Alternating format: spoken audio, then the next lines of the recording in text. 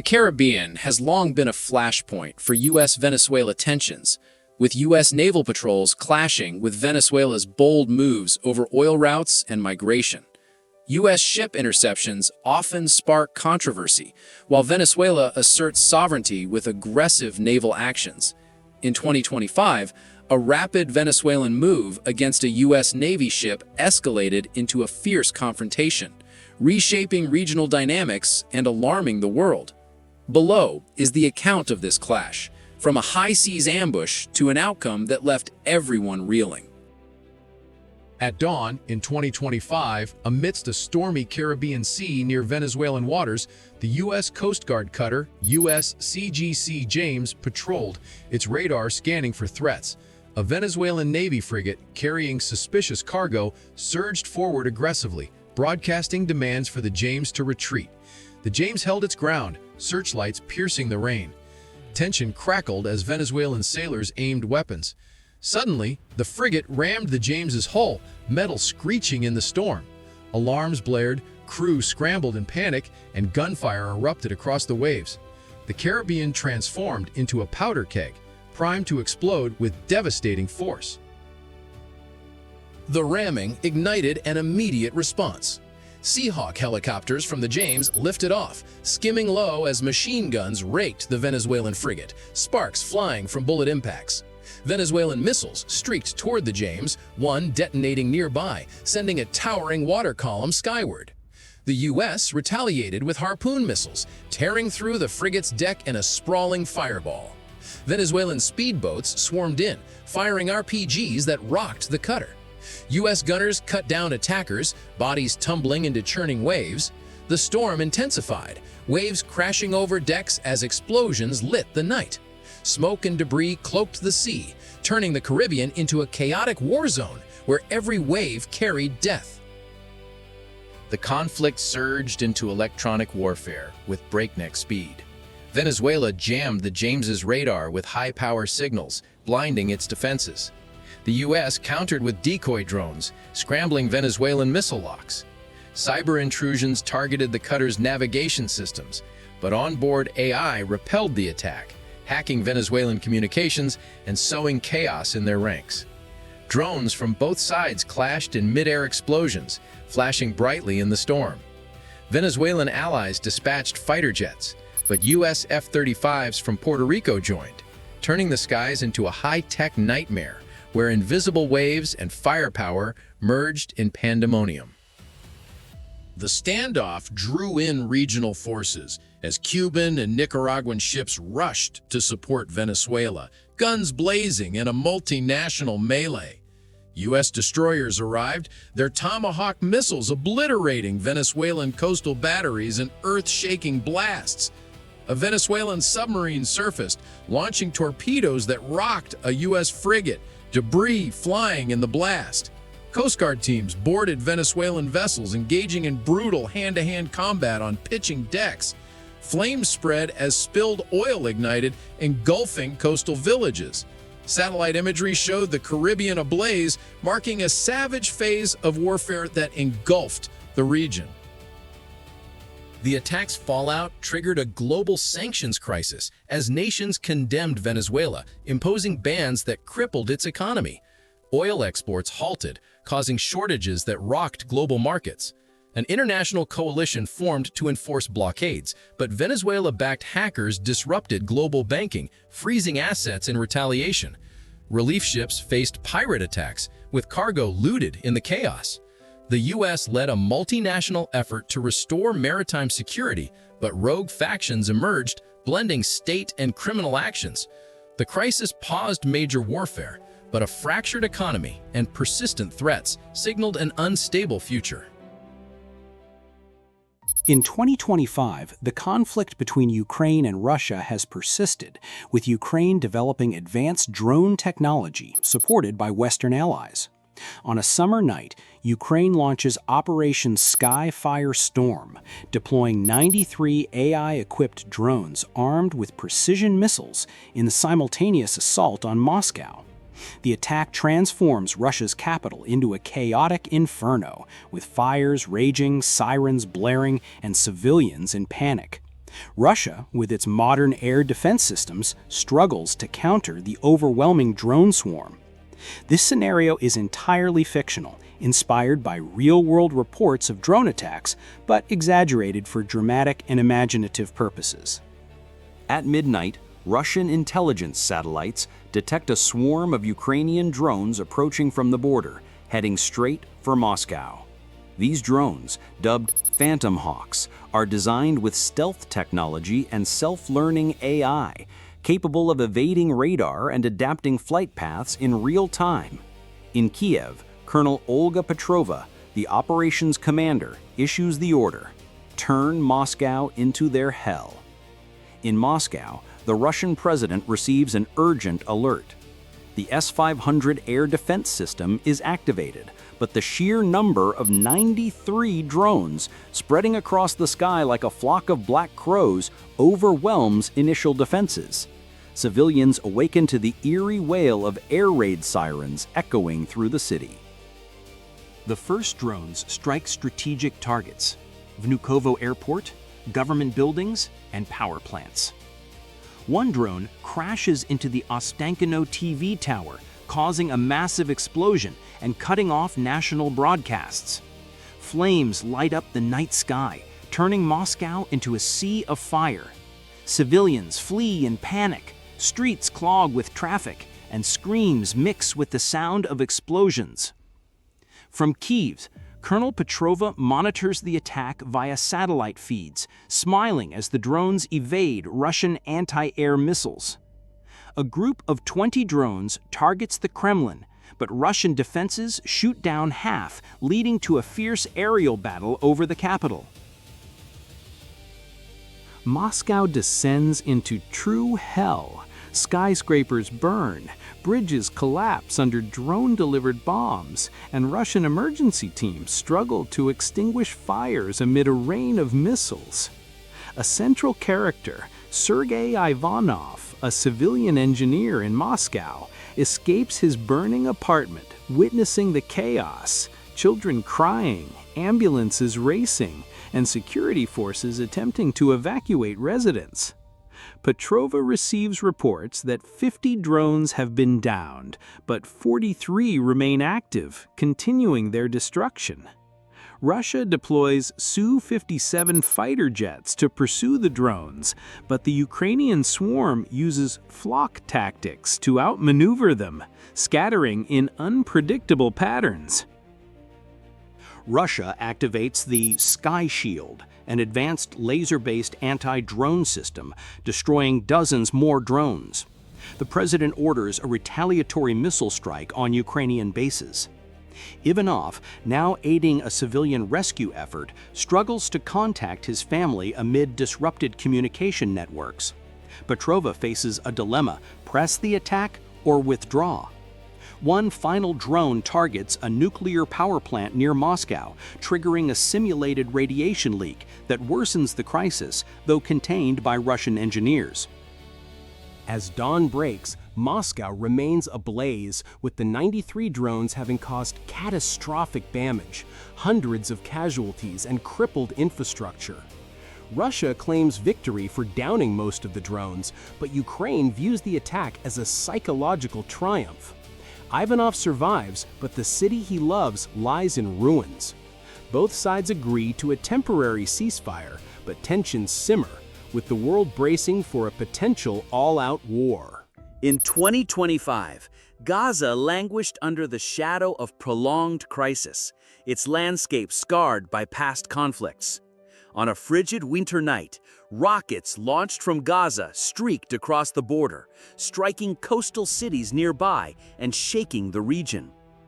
In response, a massive military operation dubbed Silver Blade was unleashed, employing advanced drones backed by a Western superpower. Command screens in a nearby major city lit up with satellite imagery, red alerts flashing as the Iron Dome 2.0, a quantum radar and AI-driven defense system, sprang to life. But an opposing coalition, known as the Black Sands Coalition from neighboring regions, countered with hypersonic missiles, rattling northern military bases. war erupted, transforming Gaza into a blazing battlefield. Under Gaza's sky, explosions illuminated the darkness. Ghost drones swept through, dropping precision bombs on strategic targets. But errors led to the collapse of civilian neighborhoods, leaving streets choked with rubble and smoke. Cries of distress mingled with the roar of detonations, as guerrilla fighters, equipped with stealth exosuits from covert sponsors, moved like phantoms, wielding energy weapons against advancing tank units. Air defense systems struggled to intercept the overwhelming number of drones, and some missiles broke through, demolishing critical infrastructure. Gaza became a labyrinth of destruction, with skyscrapers ablaze and bridges crumbling under the might of high-tech warfare. The conflict spilled beyond the battlefield into cyberspace. The Black Sands Coalition, backed by an external power, launched a massive cyber attack, crippling the opponent's communication and financial systems. Command center screens flickered with warnings as a major city's power grid failed, plunging it into darkness. In retaliation, an elite cyber intelligence unit deployed an AI virus, sabotaging the coalition's military facilities. In Gaza, autonomous drones became the primary weapons, but flawed programming caused strikes on civilian areas, escalating the devastation. This technological war turned Gaza into a deadly laboratory where AI systems clashed in an invisible battle. The conflict spread, drawing in forces from neighboring regions. A southern nation sent troops under the guise of humanitarian aid, only to clash with opposing forces at the border, igniting new battles. From the north, rebel groups expanded their assault, making Gaza the epicenter of a multi-front war. A grave incident occurred when a drone mistakenly struck a humanitarian convoy, sparking a diplomatic crisis and fueling international outrage. Gaza lay in ruins, with millions displaced, hospitals and schools leveled. Hidden weapons caches were uncovered in tunnels, but the victory could not mask the widespread destruction. Under global pressure, an emergency United Nations conference secured a temporary ceasefire. Opposing forces withdrew, and humanitarian corridors opened to deliver aid to Gaza. At the border, aid convoys navigated the ravaged landscape, protected by patrol robots with glowing sensors. A rogue drone from a splinter faction attacked, but a laser defense system shot it down. Though the ceasefire held, Gaza remained a wasteland, its buildings reduced to rubble and lives shattered. Underground movements began regrouping, quietly preparing for new conflicts. The Western superpower pledged reconstruction aid, but shadowy forces lurked, waiting to manipulate the region's future. The echoes of ruin lingered, heralding storms yet to come. As a journalist covering international maritime tensions, I've followed the escalating confrontations in the South China Sea for years. The recent real-world incident near Scarborough Shoal, where Chinese Navy and Coast Guard vessels collided with a Philippine ship while attempting to drive it away, set the stage for heightened U.S. involvement. This event, occurring just days before the U.S. deployed the USS Higgins, a guided missile destroyer, and the USS Cincinnati to the disputed waters, underscores the fragile balance in the region. Beijing's claim that it expelled the USS Higgins from the area, denied by the USS Navy, adds fuel to the fire. Drawing from these actual events, I've crafted a fictional war scenario that imagines how such a challenge could spiral into full-scale conflict, blending real geopolitical flashpoints with speculative escalation for dramatic effect. This is purely hypothetical, exploring the what-if of a big mistake in challenging the wrong ship. In the choppy waters of the South China Sea near Scarborough Shoal, tensions boiled over on a stormy August morning in 2025. Inspired by real incidents where Chinese vessels aggressively maneuvered against foreign ships, a Chinese Navy destroyer shadowed the USS Higgins during a routine Freedom of Navigation operation, FONOP. The Higgins, an Arleigh Burke-class destroyer equipped with Aegis radar and Tomahawk missiles, was patrolling to assert international rights in the disputed area, much like U.S. warships have done in response to Chinese claims. The Chinese ship broadcast warnings demanding the Higgins depart, echoing Beijing's real-world assertions of sovereignty. But the Higgins held course, its crew on high alert. Suddenly, the Chinese vessel cut dangerously close, forcing evasive maneuvers, a tactic seen in past close encounters. Radars locked, and the sea turned into a powder keg.